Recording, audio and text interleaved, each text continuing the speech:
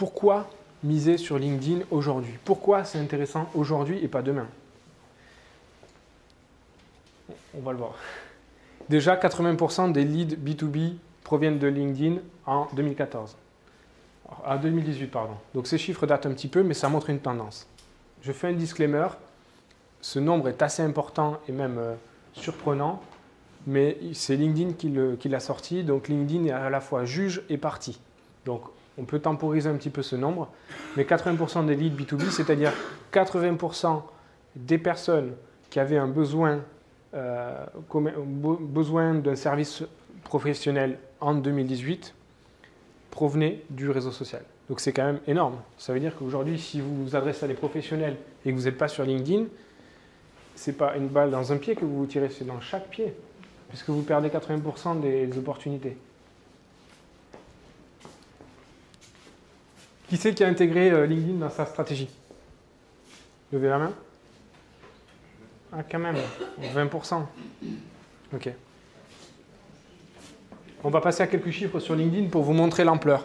Au niveau mondial, c'est 660 millions d'utilisateurs. Je ne connais aucune base de données dans le monde aussi grosse, à part celle de la NSA. Mais celle-ci est gratuite et accessible à tous. LinkedIn est traduit dans plus de 24 langues, dans 200 pays et territoires. Et le réseau social est en pleine expansion et continue son expansion avec plus de 2 nouveaux membres inscrits par seconde. C'est quand même gigantesque. 660 millions d'utilisateurs. Vous pouvez contacter, suivre qui vous voulez sur la planète, qui est professionnel et qui s'est inscrit sur la plateforme. Vous avez envie de voir ce qui se fait sur le marché chinois? Vous tapez les mots-clés. Vous avez envie de voir ce qui se fait au Japon? Vous vous inspirez, vous rejoignez un groupe de discussion. Vous avez un homologue, un concurrent aux États-Unis, vous tapez ces mots-clés, vous suivez son actualité, vous voyez ce qu'il fait, qui sont ses clients, quelles sont ses interactions, en temps réel. Et en France, vous allez me dire, ok, en France, on a 19 millions de membres inscrits, ça c'est les derniers chiffres sur 2019, soit près de 64% de la population active. Donc vous avez plus de 6 professionnels sur 10 qui sont ici, accessibles gratuitement. Avec 10 millions d'utilisateurs actifs, alors ce nombre est à nuancer, je n'avais pas la dernière stat, je pense que ça a même encore augmenté. Ok, vous allez me dire, mais qui est sur LinkedIn? Justement, on va faire le portrait robot. On voit qu'il y a 56% d'hommes, la parité n'est pas encore parfaite, 44% de femmes, et la moyenne d'âge est de 44 ans. Ça, c'est intéressant. Quand on évalue un réseau social, on regarde quand même la moyenne d'âge. TikTok, on doit être autour de 15 ans. Facebook, je pense qu'on doit être à la trentaine. Et LinkedIn, 44. C'est la moyenne d'âge la plus élevée de tous les réseaux sociaux. Et il y a une étude qui a été faite aux États-Unis qui a montré que le niveau de confiance accordé à LinkedIn était 2 fois supérieur aux autres réseaux sociaux.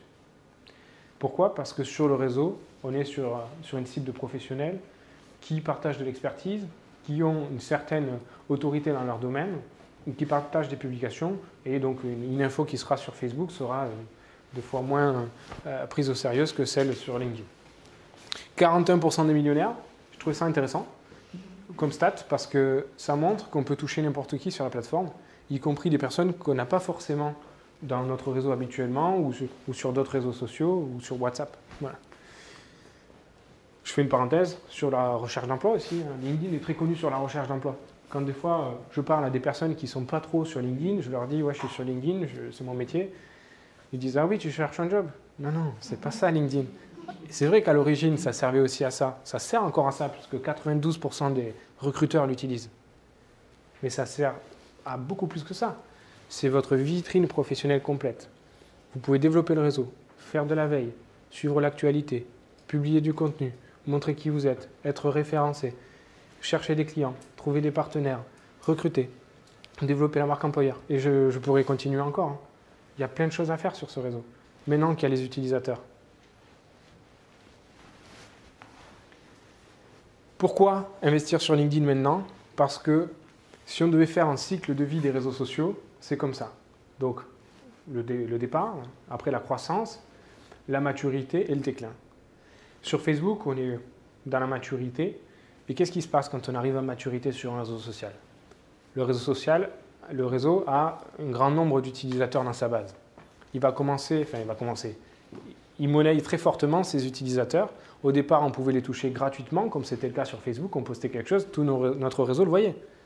Aujourd'hui, poster quelque chose, je ne sais pas les stats officielles, mais s'il y a 10% des personnes de votre réseau qui voient votre publication, vous êtes content. Hein. Et pour toucher les 98 %, il faut payer. Il faut sponsoriser la publication. Ce n'est pas encore le cas sur LinkedIn. Donc c'est quand même une opportunité. Alors pour ceux qui nous regardent en replay, je ne sais pas quand ils regarderont la vidéo, mais ce sera peut-être déjà trop tard. Non mais c'est vrai. Non, mais on a encore quelques années devant nous, mais ce que je veux dire, c'est qu'aujourd'hui, on peut toucher une audience gratuitement, se développer vraiment comme il faut sur LinkedIn sans avoir à débourser de la publicité. Et ça, je ne le vois pas sur les autres réseaux. Donc, portée organique extrêmement forte, mais plus via les profils personnels. On va le voir après. On a accès aux décisionnaires. On a vu tout à l'heure qu'on avait la barrière du ou de la secrétaire.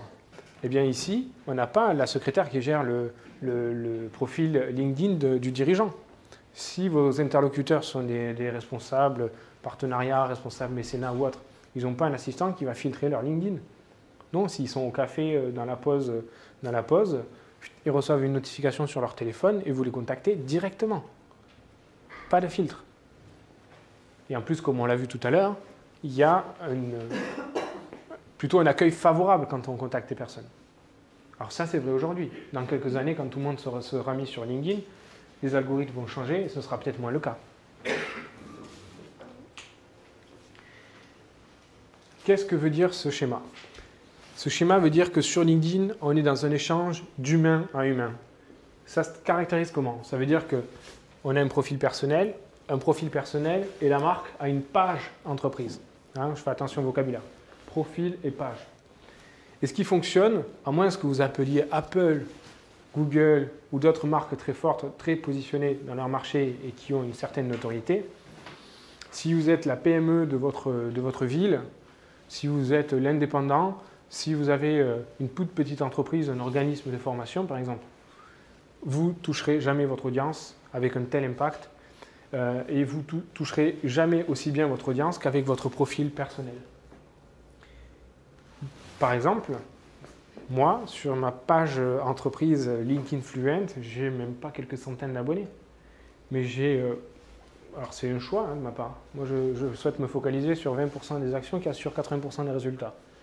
Et les 20% des actions, je vais les mettre sur mon profil personnel, avec plus de 15 000 abonnés et de relations sur LinkedIn. Et c'est ça qui m'amène du business tous les jours et toutes les semaines. Je poste du contenu, je suis référencé, j'apporte de la valeur via des communications, j'interagis, j'applique ma méthode dont je vous parlerai tout à l'heure. Et ça me génère des leads entrants, des leads, c'est-à-dire des contacts plutôt qualifiés, de personnes qui sont dans mon cœur de cible. Donc sur LinkedIn, retenez ça, vous aurez des opportunités avec votre profil personnel plus qu'avec votre page entreprise. Vous allez mettre des efforts surhumains pour développer votre marque, qui de toute manière, si elle n'est pas connue, à moins que vous fassiez un buzz énorme, et je vous le souhaite, bien vous n'allez pas avoir de tels résultats. Donc focalisez-vous sur votre profil personnel. On va parler de ciblage maintenant.